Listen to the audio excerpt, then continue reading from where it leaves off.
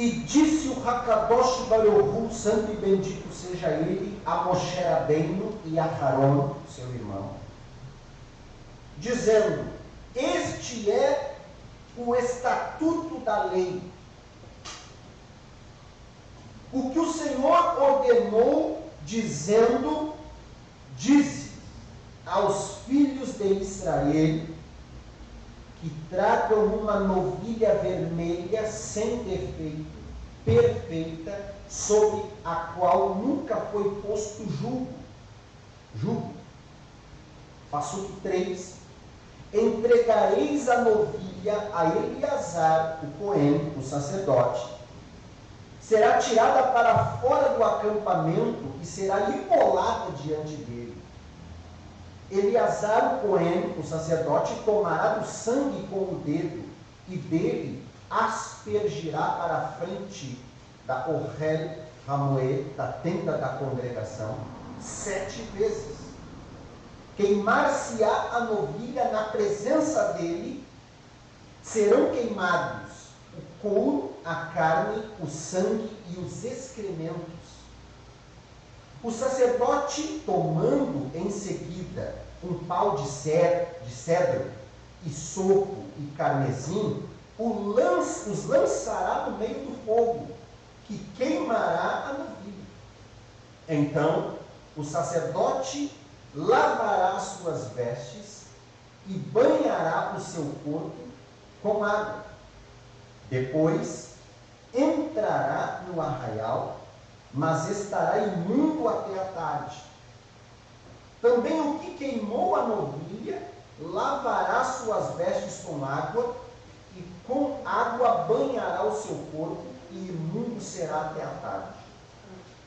Um homem limpo ajuntará cinzas desta pará do mar, dessa novilha vermelha, e porá fora do acampamento, num lugar limpo. Será guardada pela congregação dos filhos de Israel para uso na água purificadora, é oferta pelo pecado. Aquele que recolheu a cinza da novilha lavará suas vestes e ficará imundo até a tarde. Isso será por estatuto perpétuo, ou seja, para sempre, aos filhos de Israel e ao estrangeiro que peregrina no meio deles. Aquele que tocar um cadáver, qualquer que seja o morto, ficará imundo 7 dias. Purificar-se-á com esta água no 3º e no 7º dia, então será limpo.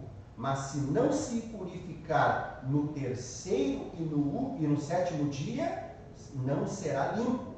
Todo aquele que tocar o morto, cadáver de alguém que morreu, e não se purificar, contamina o tabernáculo de Hashem. Tal pessoa será eliminada de Israel, porque a água purificadora não foi aspergida sobre ele, e é imundo. Permanece nele a sua imundícia. Até aqui. Poderíamos continuar lendo, mas aqui já é o suficiente. Essa porção leva o nome de Hukat. Hukat, como eu disse antes,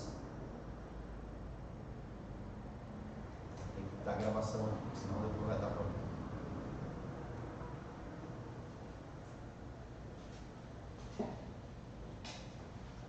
Perdão. Essa porção Hukat, ela leva o nome, como eu disse antes, a palavra no singular é Hok, quer dizer estatuto. Os Haverim podem entender os mandamentos de Hashem, a Torá que Hashem deu no Monte Sinai para Moshe Rabbeinu, ela é classificada em 3 grupos. É classificada em Mishpatim, traduzida como juízos, também em Eidot, que é testemunhos, e também classificada em uma outra classificação chamada de Hukim. Hukim, Hukat, ou seja, Parashá Hukat, ela vem no sentido dos Hukim, que quer dizer estatutos. Eu acredito que essa seja a melhor palavra para se traduzir. Mishpatim são mandamentos racionais, ou seja, que nós entendemos os motivos pelo qual Hashem nos entregou. Mishpatim, primeira classe de mandamento. Um mandamento que se encaixa, que está ali como Mishpatim, é: não roubarás, não matarás, não darás falso testemunho, não adulterarás. São mandamentos que Hashem nos entregou e que nós conseguimos entender o motivo de obedecer esses mandamentos. Já os mandamentos classificados como eidot, que quer dizer testemunhos, eles são mandamentos, são testemunhos, ou seja, o povo de Deus pratica esses mandamentos em testemunho, ou seja, é particularidade do povo de Deus. Ou seja, nós vivemos numa sociedade onde muitos que não servem a Deus até guardam muitos mandamentos que estão em Mishpatim.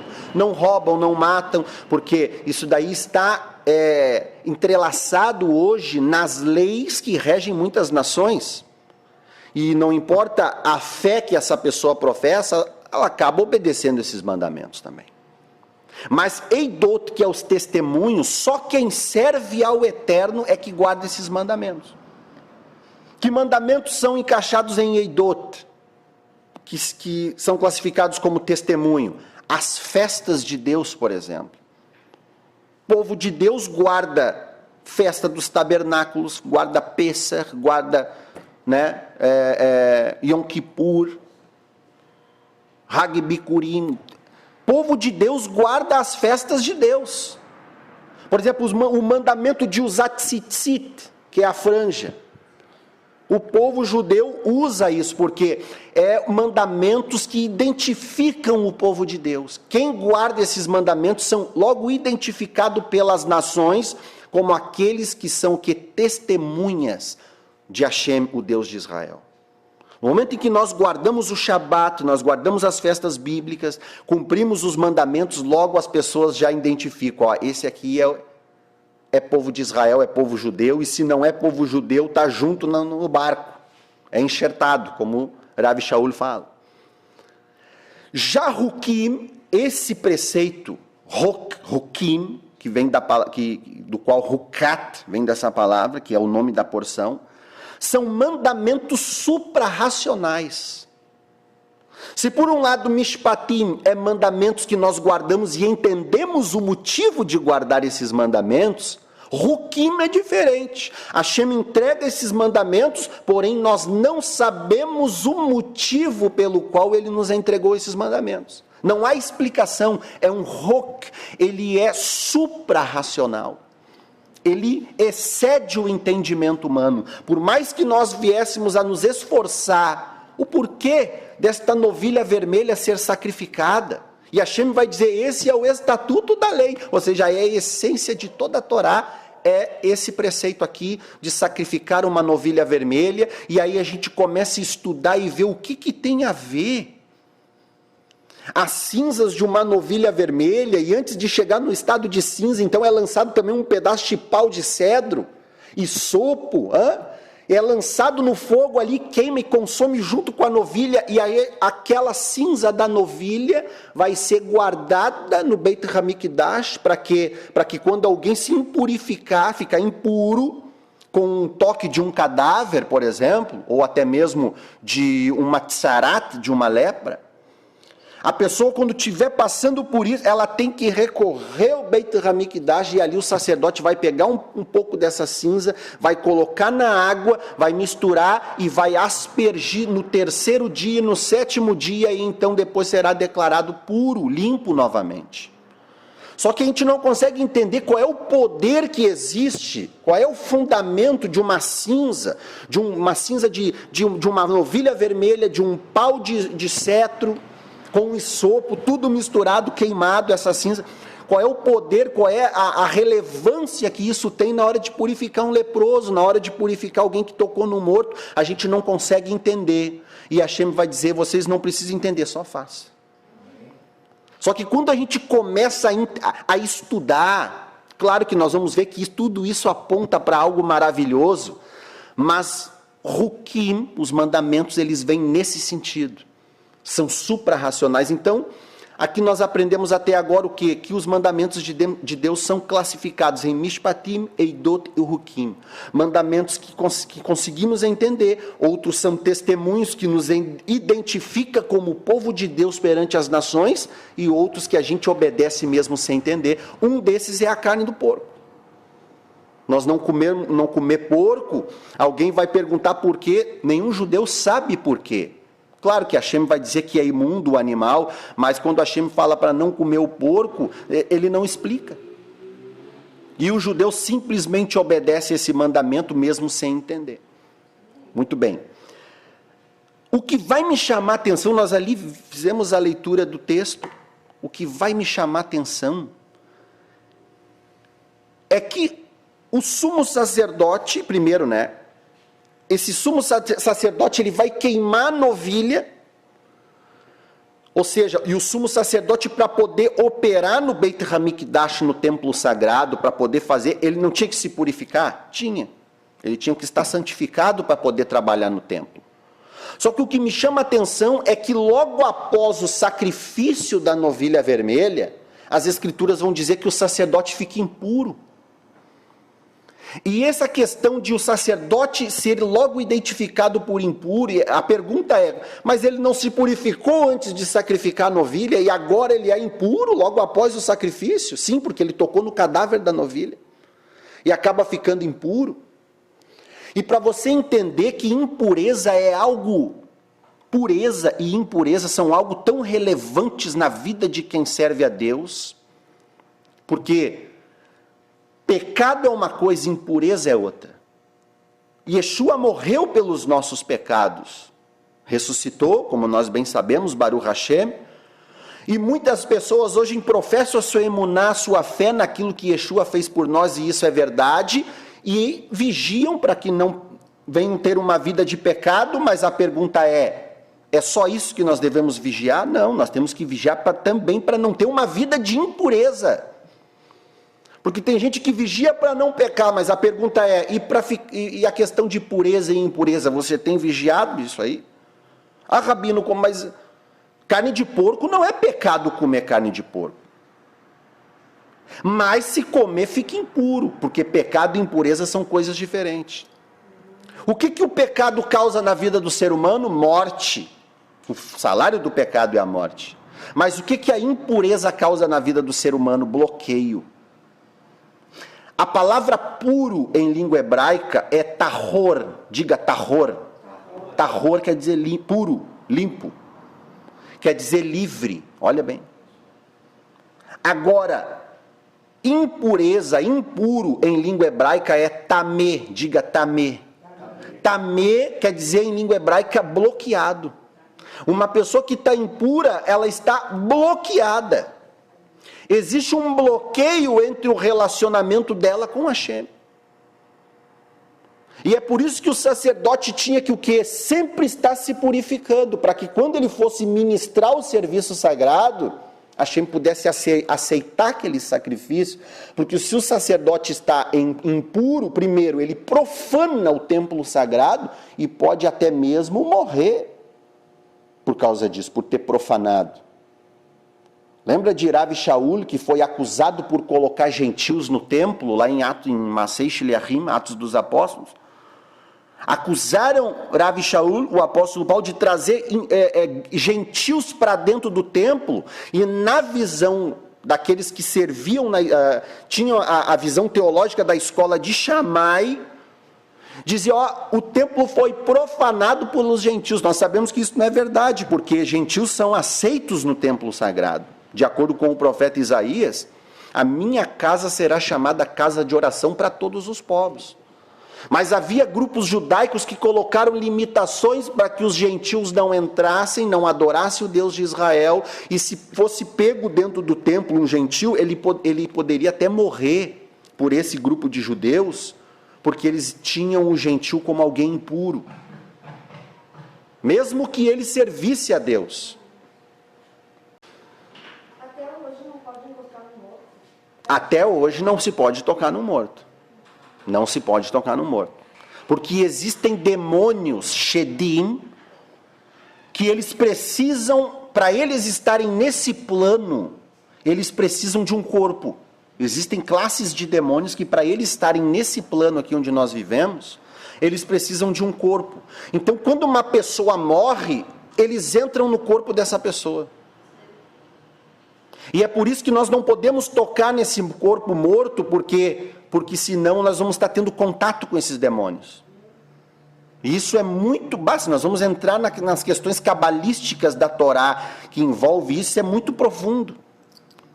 Mas enfim, tamê quer dizer bloqueio. Quando uma pessoa ela fica impura, ela fica bloqueada. E isso é gravíssimo. Se eu fizesse uma pergunta agora, quem gostaria de ficar impuro agora, quantos levantariam o braço? Então, exatamente esse era o pensamento do Gadol HaKohen, no sumo sacerdote, no momento em que ele abria a mão da... Isso aqui é uma história de amor. Porque eu vejo o sumo sacerdote, um sumo sacerdote, não é qualquer um. Ele é o sacerdote dos sacerdotes. Ele é alguém de grande relevância. Ele é aquele que entra no Kodesh HaKodashim, no Santo dos Santos, e vai falar com Hashem ali. Ó. É ele que vai fazer essa mediação. Ele não é qualquer um. Mas eu vejo aqui o amor que esse sumo sacerdote era incumbido, no momento em que ele abria a mão da sua pureza espiritual e se tornava impuro para quê? Para purificar a sua nação. Ele abria a mão, ele fazia o sacrifício de se tornar o impuro. Ele praticamente, ao fazer esse rito de Yom Kippur, que os nossos sábios vão dizer que é nos cílios da alva, né? Ou seja, quando o sol está, os cílios da alva estão se formando no horizonte, que o sol está nascendo, quando aparecem os cílios do sol no horizonte, naquele horário o Gadol HaKohen está em cima do altar degolando a paradumá, a novilha vermelha, no Yom Kippur. E o serviço durava até mais ou menos até as 3 da tarde, 9 horas de serviço sagrado.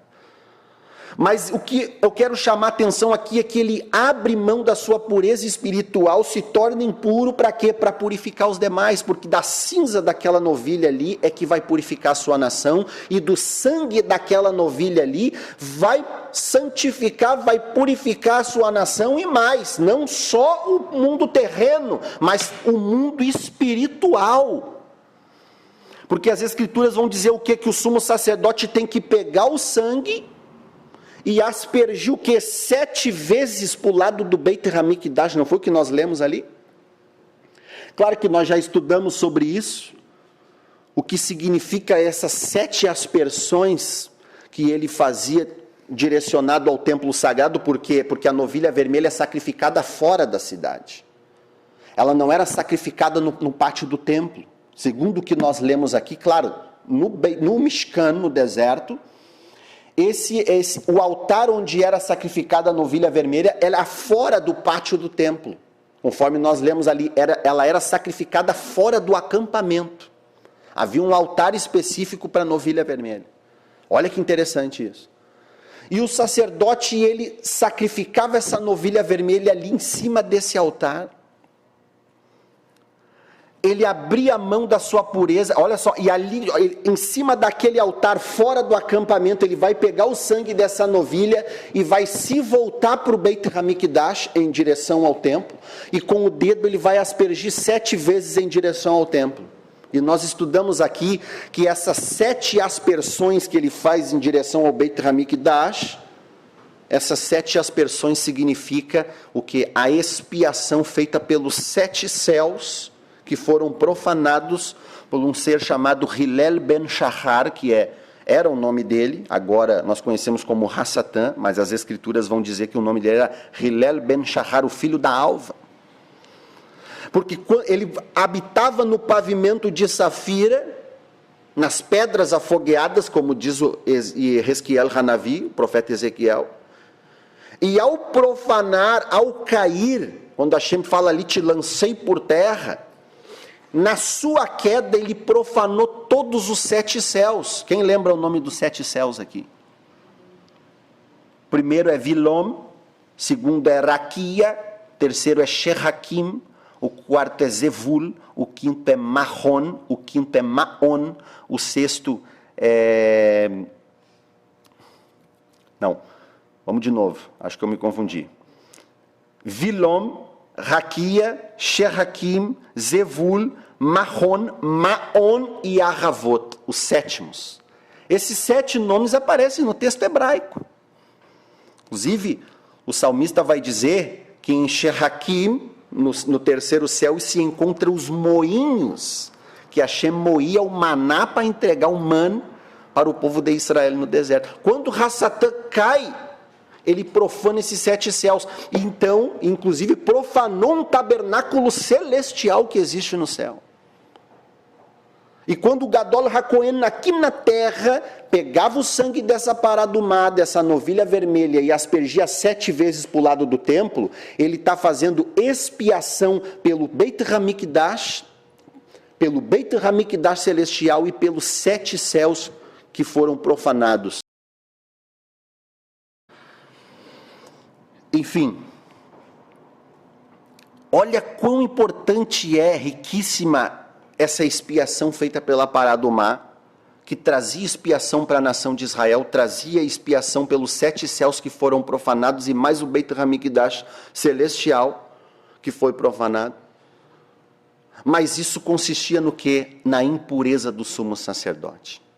Um ato de amor onde o sumo sacerdote se tornava impuro para poder purificar a sua nação. Isso na tradição judaica é chamado de Mesirat Nefesh.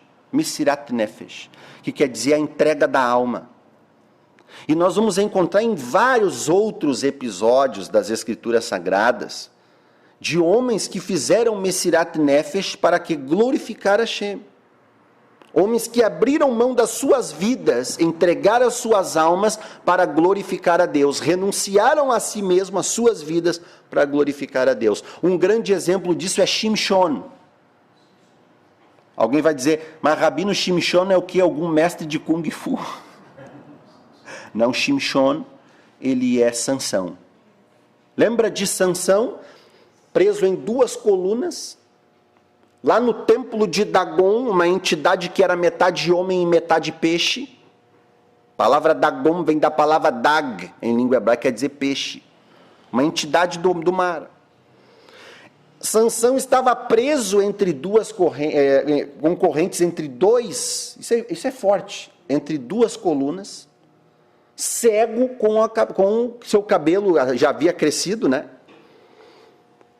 E os filisteus estavam escarnecendo do Deus de Sansão, dentro da casa de Dagon. E Shimshon, Sansão, viu o quê? Que estavam escarnecendo do Deus de Israel, zombando, blasfemando o Deus de Israel. E aí você conhece a história que ele pede força para Deus, para o quê? Mais uma vez ele glorificar o nome de Hashem, derrubar aquelas colunas, para que morressem os filisteus e eles não blasfemassem o nome de Hashem, e o nome de Hashem fosse glorificado por isso.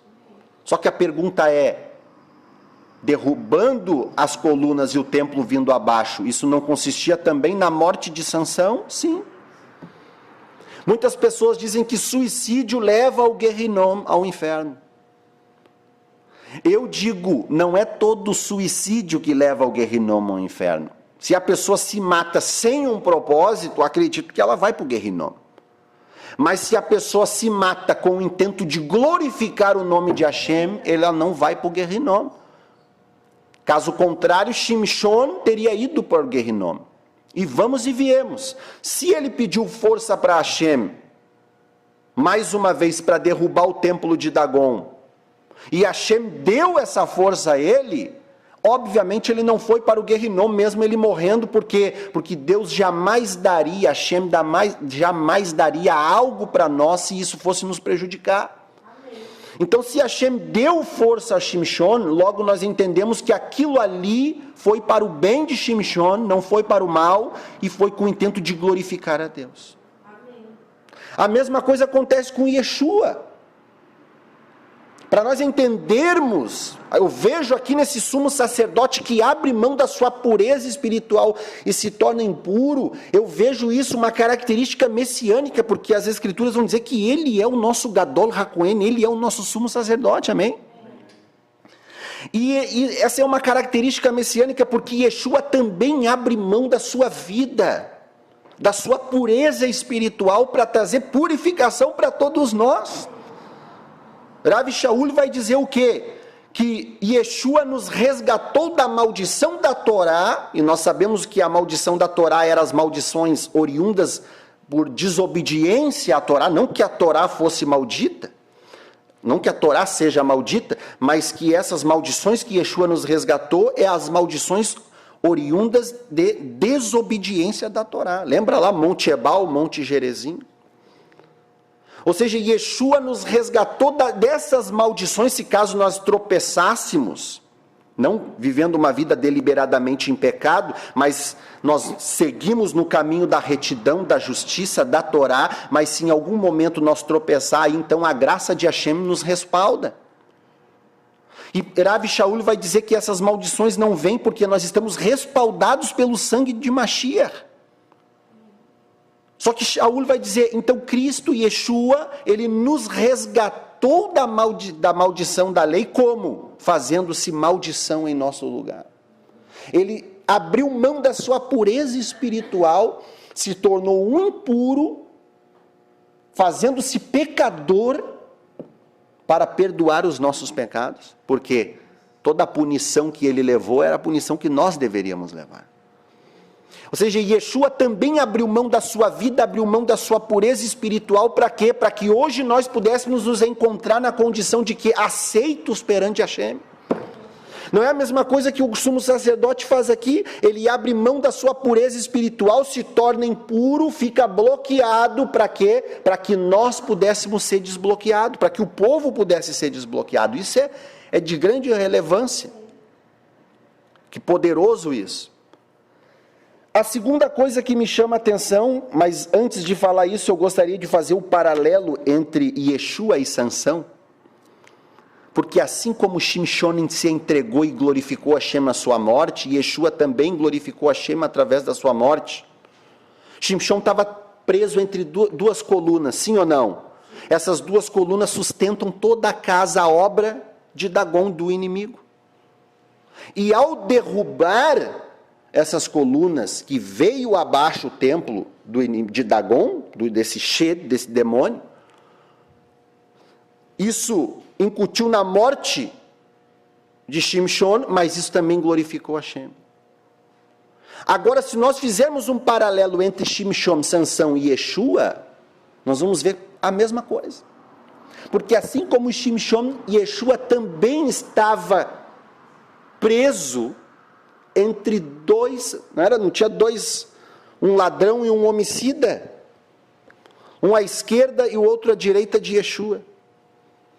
Aquele ladrão e aquele homicida representam uma coisa, as duas colunas de sustentação de toda a obra de Hassatã. Porque Yeshua vai dizer que Hassatã ele veio para roubar, matar e destruir a consequência de roubar e matar. Então as duas coisas que sustentam a obra de Hassatã é o homicídio e o roubo. Yeshua está onde? Entre um homicida e um ladrão. As duas colunas que sustentam toda a obra de Hassatã. E quando Yeshua abre mão da sua vida no madeiro, ele está jogando por terra toda a obra de Satanás, de Hassatã, jogando por terra e glorificando o nome de Hashem. Olha que forte isso.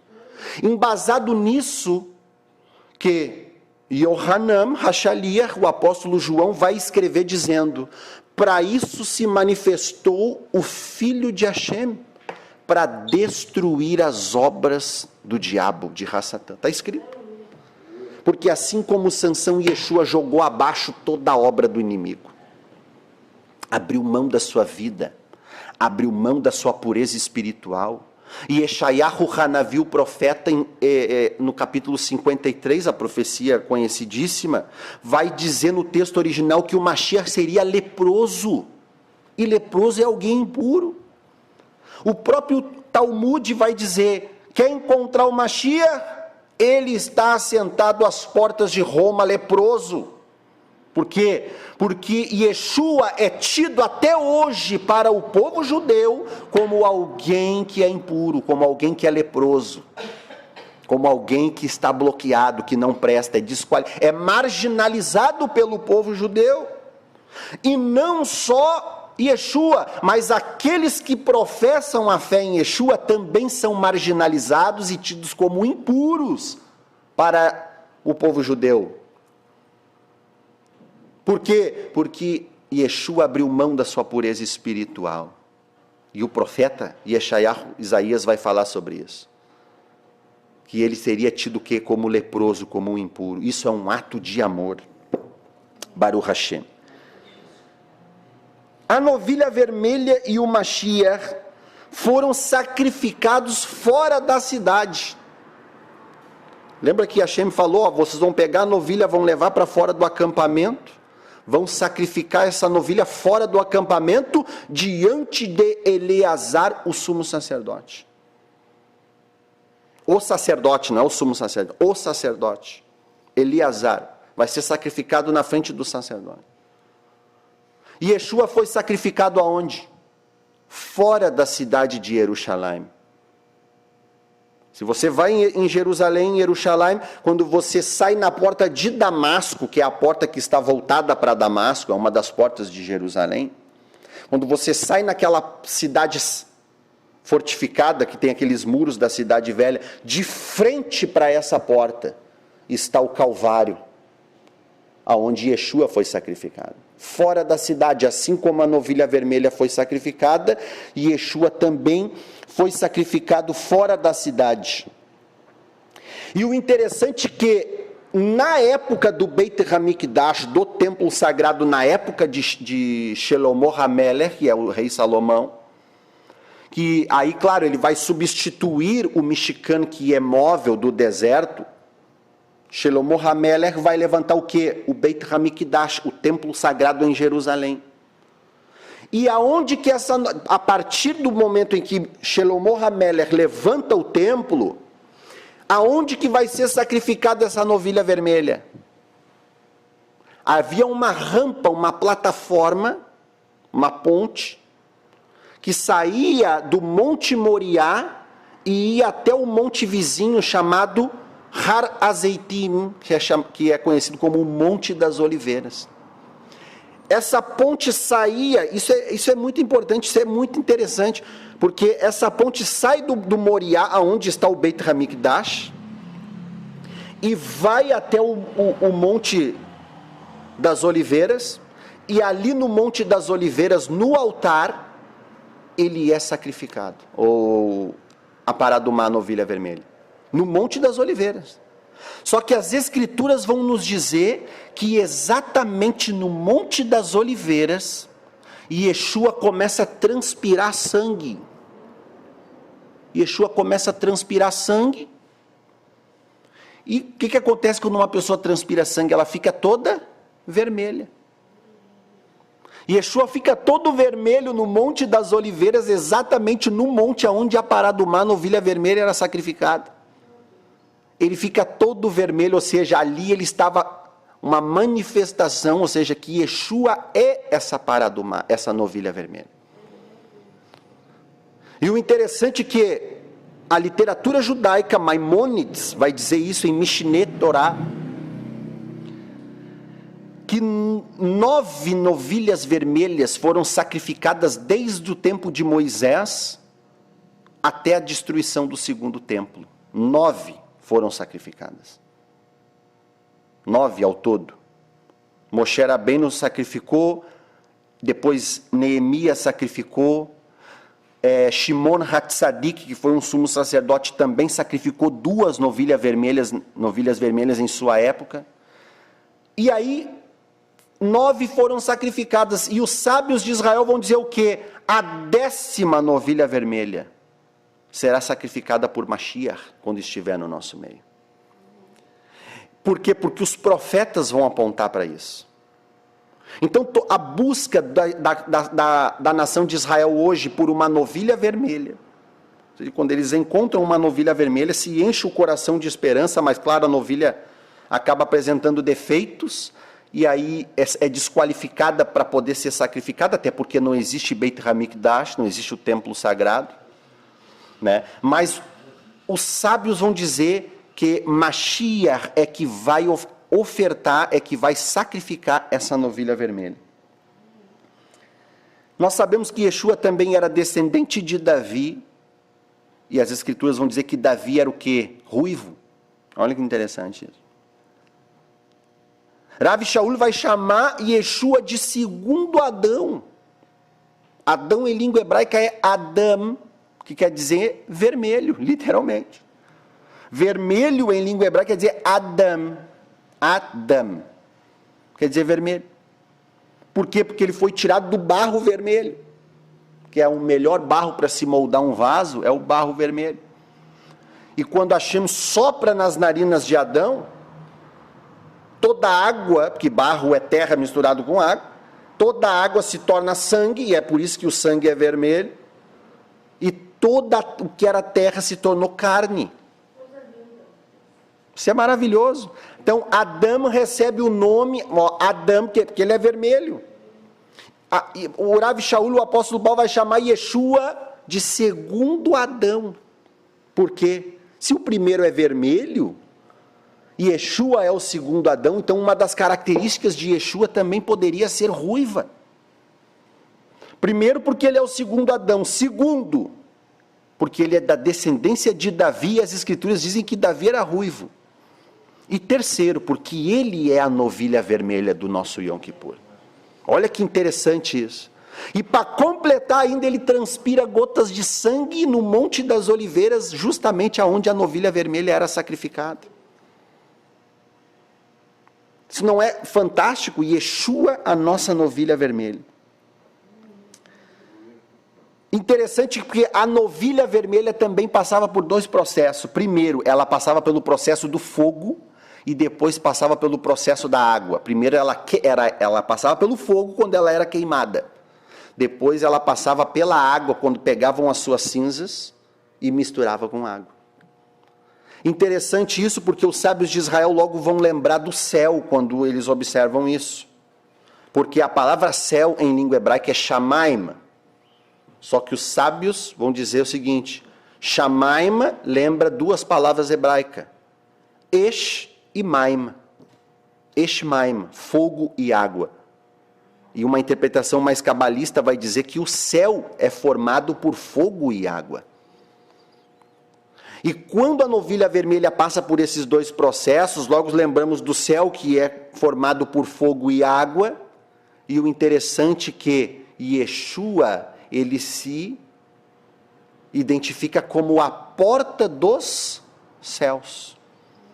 Lembra de Jacó, quando ele dorme, tem a visão da escada, e ele vê uma porta nos céus, ele acorda dizendo: Hashem está aqui, levanta o unge e diz: aqui é Betel, a casa de Hashem, e o que mais? Dalton Hashamayim, a porta dos céus. Quem é essa porta dos céus? Yeshua. Ele vai dizer: eu sou a porta. Ninguém pode acessar o reino dos céus se não passar pela porta que é Yeshua. Ou seja, essa novilha vermelha agora fez mais um link com Yeshua. Porque para a pessoa poder estar livre, desbloqueada, perdoada dos seus pecados, ela tinha que ser aspergida pelo sangue e ser aspergida pela água. Interessante isso. Yeshua é a nossa pará do mar, a nossa novilha vermelha. Algo muito interessante, porque os rabinos de Israel esperam por essa 10ª novilha vermelha. E que agora não existe mais templo sagrado, mas as profecias de Ezequiel, no capítulo 40, vai dizer o quê? Que há um templo, ele tem uma visão de um templo sagrado, e Hashem vai dizer para ele medir esse templo, e quando ele mede esse templo, ele vai ver que esse templo ele tem as dimensões muito maiores do que o templo que Salomão erigiu. E os sábios vão dizer que esse templo que Ezequiel viu é o templo que o Messias irá levantar no nosso meio. As dimensões muito maiores, e que nesse templo seria sacrificado, ou melhor, fora do templo, né? Mas nesse templo seria sacrificado a 10ª novilha vermelha por Mashiach. Só que veja bem, porque a novilha vermelha, ela, para ter eficácia na nossa vida, tinha que ser aspergido pelo sangue e tinha que ser aspergido pelo quê? Pela água, porque a água traz purificação. E purificação do quê? De mortos. Olha que interessante isso. O profeta Zacarias vai dizer no capítulo 14, que quando Yeshua voltar em glória, ele vai vir sobre o quê? Sobre as nuvens do céu. O profeta Daniel vai falar sobre isso. Só que Yeshua, quando vir, que nós sabemos o dia que ele vai vir, qual é o dia que Yeshua vai vir? Yom Kippur. Qual é o dia que a novilha vermelha era sacrificada? Yom Kippur. Yeshua volta no Yom Kippur, que é o soar da última trombeta, lembra? Tequia Gadol, que era 7 são tocadas no Rosh Hashanah, 10 dias depois em Yom Kippur é tocada a 7ª, quando fecha o livro da vida. Rav Shaul vai dizer, ao soar da última trombeta, dada a voz do arcanjo, o Senhor virá sobre as nuvens do céu. Os mortos serão ressuscitados, mas ele diz, não precederemos, nós os que estivermos vivos, não precederemos os que dormem, porque os mortos em Cristo ressuscitarão, em Mashiach ressuscitarão primeiro, e nós os que estivermos vivos, seremos o quê? Ratif. Seremos arrancados da onde nós estivermos, seremos arrebatados, ou seja, o Kibbutz Galuyot, a reunião dos exilados, nos encontraremos com o Mashiach, mas ele diz, ao soar da trombeta de Deus. E 1 Coríntios, capítulo 15, e o verso 51 em diante, ele vai dizer que é ao soar da última trombeta. Um fala que é a 7ª, outro fala que é a última. E essa última trombeta nós sabemos que é tocada no Yom Kippur, quando Yeshua volta, e judeus do mundo inteiro, no dia de Yom Kippur, fazem vigílias, porque sabem que Mashiach virá num dia de Yom Kippur, é o que as festas apontam, é o que o relógio de Deus aponta, é o que as profecias apontam, é o que o apóstolo Paulo, Shaul, vai falar, que ele voltará num dia de Yom Kippur, exatamente no dia em que a novilha vermelha é sacrificada. O povo judeu, que não crê em Yeshua e que espera essa 10ª novilha vermelha, eles vão ter a novilha vermelha, ela vai estar junto com o Mashiach, porque é o próprio Messias que vai se apresentar para eles como a novilha vermelha do Yom Kippur. E da mesma forma que a água misturada com as cinzas da novilha trazia purificação ao povo que tocava no morto, o profeta Zacarias vai dizer que quando Mashiach voltar em glória, naquele dia fluirão águas vivas de Jerusalém, ou seja, para purificar todos aqueles, inclusive os sábios vão dizer que quando Mashiach voltar, eles entendem que vai chover. Ele vai chover naquele dia, por quê? Porque quando ele voltar não vai ser um dia, as escrituras vão dizer, não vai haver sol nem escuridão. O que é isso? Nublado. Ou seja, vai chover, ele não vem sobre as nuvens do céu, e as nuvens carregadas de muita água para purificar a humanidade. Aleluia. Jorrando água, e de Jerusalém, profeta Zacarias capítulo 14, verso 8, vai dizer que de Jerusalém naquele dia correrão águas purificadoras, uma corrente de água viva, porque ele é a novilha vermelha, ele é o nosso sumo sacerdote, ele é a água purificadora, e dele nós recebemos o sangue da purificação de perdão de pecado. Por isso que os sábios de Israel, veja que interessante, porque os sábios de Israel vão dizer, essa paraxá é a central de toda a Torá. Se pudéssemos resumir a Torá em um texto, seria esse. O que eles estão dizendo nas entrelinhas? Que o tema central da Torá é Yeshua. Porque ele é a novilha vermelha. Tudo isso aponta para Mashiach. Essa porção também vai falar da rocha espiritual. Lembra do episódio que Moshe toca na rocha? Melhor, fere a rocha 2 vezes e brota muita água da rocha. Rav Shaul, o apóstolo Paulo, ele vai dizer que essa rocha que Moisés feriu no deserto é Mashiach. 1 Coríntios 10 e o verso 4, se eu não me engano. Isso mesmo. Paulo vai dizer a Rav Shaul, todos beberam da mesma rocha espiritual que os seguiam, e essa rocha era Mashiach. Ou seja, essa pedra que dava de beber ao povo do deserto, e o Midrash também vai falar isso, que havia uma pedra que seguia, o povo peregrinava no deserto, olhava para trás, a rocha estava lá. Caminhava cerca de 1 dia, olhava para trás, a rocha estava lá. Essa rocha espiritual que Rav Shaul vai dizer, é uma rocha espiritual.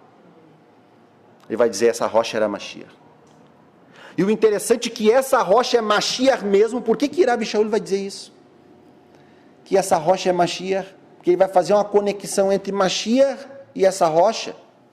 Por quê? Porque o Midrash vai falar, inclusive eu anotei aqui, que vai falar sobre os 2 golpes. Lembra que Moshe golpeou a rocha 2 vezes? Porque o pecado de Moshe ali não era, ele não deveria ter ferido a rocha, ele deveria ter falado com a rocha. Mas ali deixou-se levar pela pressão psicológica do povo que estava pedindo água. Moshe foi lá e feriu 2 vezes a rocha. Se a rocha é Mashiach, Moshe feriu golpeou 2 vezes o Mashiach. E é por causa disso que Hashem vai dizer, não entrarás na terra da promessa.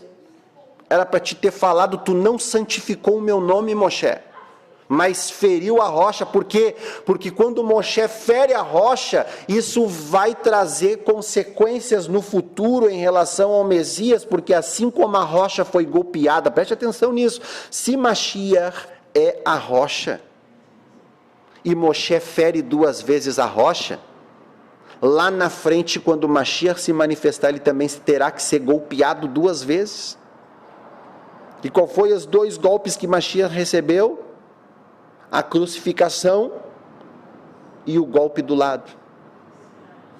Veja, assim como a rocha no deserto foi golpeada 2 vezes, Mashiach também foi golpeado 2 vezes. Só que o que me chama a atenção aqui é que o Targum Yonatam, lembra dessa literatura que nós falamos aqui? Targum Yonatam é a literatura rabínica que foi escrita antes de Yeshua nascer. Os sábios já escreveram no Targum Yonatam, comentando esse texto da rocha. Os sábios vão dizer assim: e Moshe golpeou a rocha 2 vezes. Vou abrir um parênteses aqui. Lá na Brit Hadashah, não fala que Yeshua, quando foi ferido no seu 2º golpe, o que saiu dele? E que mais? Água e sangue. Sim ou não? Água e sangue, né?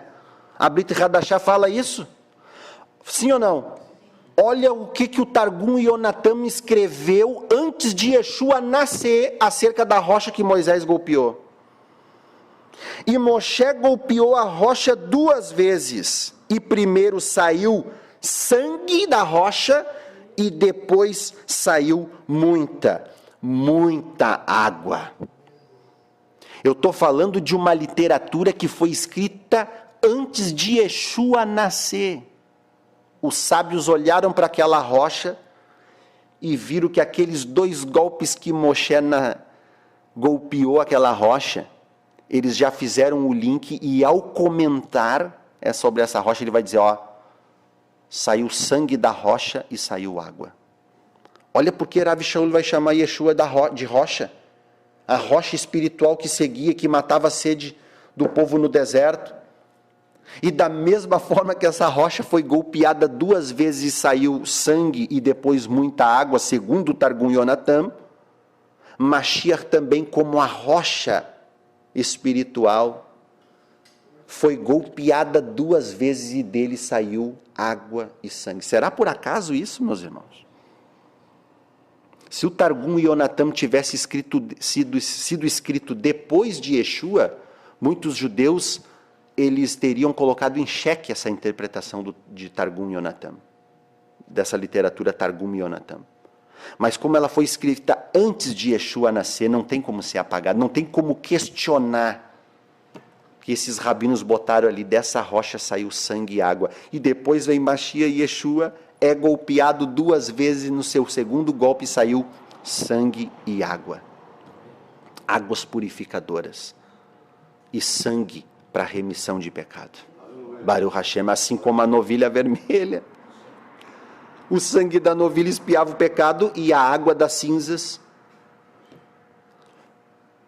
Os muçulmanos, a fim de bloquear, já vamos terminar, os muçulmanos, a fim de impedir a manifestação de Mashiach quando ele vinha em glória, botaram na porta de Jerusalém um cemitério muçulmano, porque sabe que judeu não pode tocar em morto. Só que o que eles não sabem é que sobre Mashiach está a lei do altar. Se a Torá diz que um judeu, quando toca num morto, ele fica impuro, quando ele toca num leproso, ele fica impuro, a Torá também vai dizer que a lei do altar é diferente, porque quando uma pessoa é impura e toca no altar de Deus, ela fica pura. Ou seja, agora nós entendemos porque Yeshua tocava em leproso, porque Yeshua tocava nos mortos.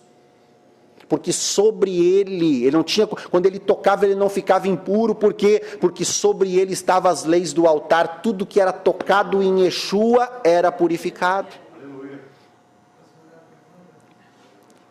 Botaram o cemitério na porta e diz que quando ele voltar os primeiros a se levantar vai ser os mortos. O cemitério, exatamente, quando ele voltar haverá a ressurreição dos mortos. Tem um cemitério judaico no Monte das Oliveiras, porque os judeus sabem que ali será o lugar, segundo o profeta Zacarias, Mashiach descerá no Monte das Oliveiras, no mesmo lugar que ele subiu, ele vai descer. Ou seja, ele vai descer no mesmo lugar onde a novilha vermelha era sacrificada. Então, nós vejamos o que aqui? Observemos o que aqui? Que a novilha vermelha era sacrificada no Monte das Oliveiras, e Yeshua sobe aos céus no Monte das Oliveiras, mas antes ele fica no Monte das Oliveiras, o que? Vermelho, transpira gotas de sangue, sobe no Monte das Oliveiras e ele voltará no Yom Kippur, no dia em que a novilha vermelha era sacrificada e exatamente no lugar onde a novilha vermelha era sacrificada, no Monte das Oliveiras.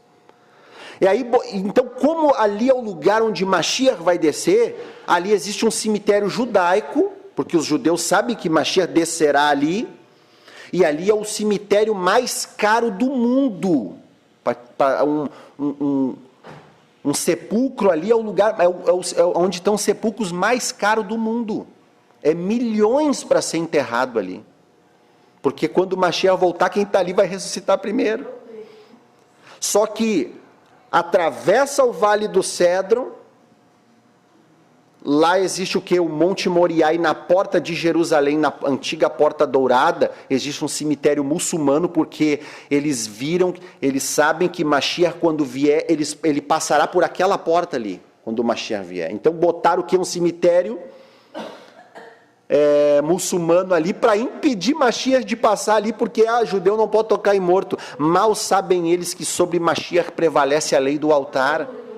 E morto nenhum vai impedir ele de entrar ali, primeiro porque antes de ele tocar os pés no Monte das Oliveiras, os mortos são ressuscitados, e quando os mortos ressuscitar, o que vai acontecer? Hashem aspergirá águas purificadoras, vai chover naquele dia, e vai purificar todos, e Mashiach passará por aquela porta sem nenhum problema. Ninguém pode impedir Hashem em seus propósitos. E eu poderia falar aqui também, porque essa porção fala também, veja que essa porção ela é a mais emblemática, ela é a mais enigmática de toda a Torá, porque todas as passagens que passam ali, né, que acontecem, que são narradas nessa paraxá, todas essas as passagens, tanto a rocha como a novilha vermelha, o sumo sacerdote que abre mão da sua pureza, tudo isso vai apontar para Mashiach. Inclusive, nessa paraxá também vai falar sobre, quem lembra? Da Nahash de bronze, a serpente de bronze que foi levantada por Moshe. Porque o povo começou a ser picado por serpentes abrasadoras e começou a morrer, cair no deserto, quem lembra? E aí Hashem vai dizer, Moshe, pega a Nahash, põe na haste e levanta para cima. E diga ao povo que quando serem picados por essas serpentes abrasadoras, eles venham olhar para Nahash, na ponta da haste, e assim o efeito da serpente vai cessar, não vai ter efeito nenhum.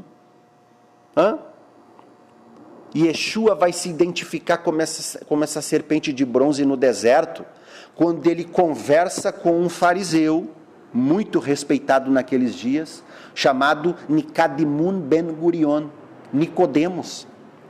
Yeshua começa a conversar com Nicodemos, e ali ele traz aquela explicação do nascer da água, nascer do Espírito, mas ele vai dizer assim, no final, quase no final de sua conversa, ele vai dizer assim, porque assim como Moshe Rabbeinu levantou a serpente de bronze no deserto, assim convém que o Filho do Homem seja levantado.